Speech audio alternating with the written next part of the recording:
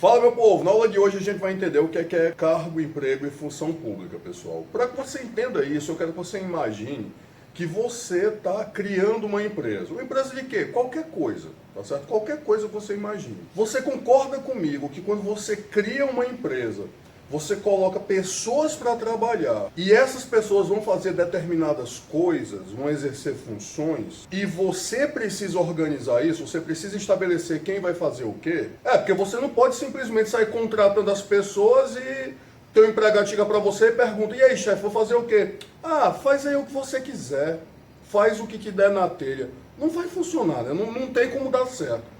Então você tem que contratar a pessoa, você tem que dizer: olha, querido, você vai fazer isso, isso e isso. Essa é a sua função, essa é a sua missão aqui dentro da empresa. É isso que você tem que fazer. Então, se essa empresa for, por exemplo, uma escola, uma faculdade, alguma coisa assim, você vai precisar do professor, você vai precisar do diretor, você vai precisar do pessoal que faz a limpeza, você vai precisar de pessoas que exerçam funções específicas e você vai contratar essas pessoas de acordo com a sua necessidade, com a necessidade da sua empresa, não é?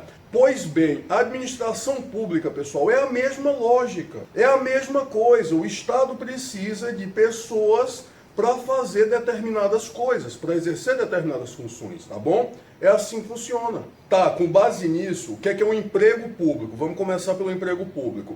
O emprego público é um núcleo de encargos permanentes que está previsto na estrutura da administração pública e que deve ser ocupado por um empregado público, ou seja, alguém que passou no concurso público e que vai ter o seu vínculo com a administração pública regido pela CLT, pela consolidação das leis do trabalho.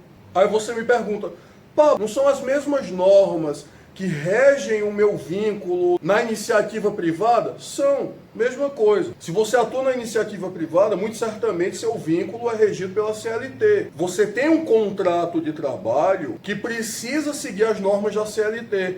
Pronto, na administração pública isso também é possível. Por isso que a gente diz que os empregados públicos são seletistas. Então, o sujeito estuda, faz concurso, muitas vezes o concurso é bem disputado, mas quando ele entra na administração, ele vai ter um contrato de trabalho que vai ser regido pela CLT, tá bom? Onde é que a gente vai encontrar esses camaradas? Principalmente nas empresas públicas e sociedades de economia mista, que são as pessoas jurídicas de direito privado da administração pública. Olha só o quanto que a gente avançou no estudo do direito administrativo. Estamos aqui voltando lá para o comecinho, organização da administração pública, organização administrativa. Por isso que eu dizia para vocês que esse assunto era tão importante, tá bom? E cargo público, o que é cargo público? Cargo público, a gente tem a definição legal. É um conjunto de atribuições e responsabilidades previstas na estrutura organizacional que deverá ser cometida a servidor. Onde é que está essa definição? Lei 8.112, o Estatuto dos Servidores Civis da União. Por isso que a gente chama quem ocupa cargo público de estatutário, porque o vínculo dele é regido por esse estatuto, o Estatuto dos Servidores Públicos Civis. Aí você me pergunta: Pablo, isso é diferente da CLT? São outros direitos, tem outras questões. Uma diferença padrão, a estabilidade. Pablo, mas eu soube de uma categoria de empregados públicos que conseguiu a estabilidade por uma convenção coletiva. Certo, mas eles não tinham isso por padrão, não é?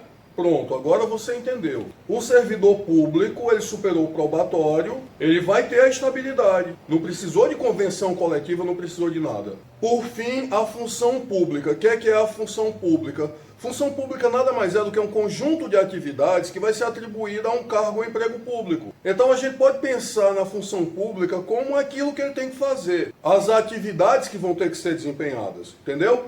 Facinho, não é? Tranquilinho. Pronto. Aqui vem uns detalhezinhos que às vezes são um pouco chatos, mas que a gente consegue entender bem também. Eu disse que a função, ela é um conjunto de atividades que deve ser atribuída a um cargo ou emprego.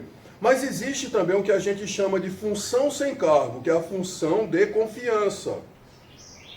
A função de confiança é uma função isolada no serviço público, então ela não está vinculada a um cargo, ela é de livre designação e dispensa, ela é apenas para quem já é servidor público ou empregado público, tem uma brechazinha para isso também. Isso dava pano para manga, a gente podia debater isso, dá até para fazer um artigozinho sobre isso, aí uma sugestão de tema de TCC, tá bom? Mas tá, ela é uma função isolada no serviço público, de livre designação e dispensa, apenas para quem já é servidor público, para direção, chefia e assessoramento. E aqui, pessoal, é muito importante que a gente faça a distinção entre a função de confiança, que é uma função isolada, e o cargo em comissão, ou cargo comissionado.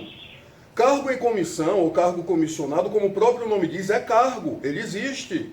Ele foi criado por lei, só que ele é de livre nomeação e livre exoneração. Então não vai precisar de concurso, não vai precisar de nada disso. Ele é de livre nomeação e livre exoneração. Como a função é para quem já é servidor, ela é de livre designação e livre dispensa.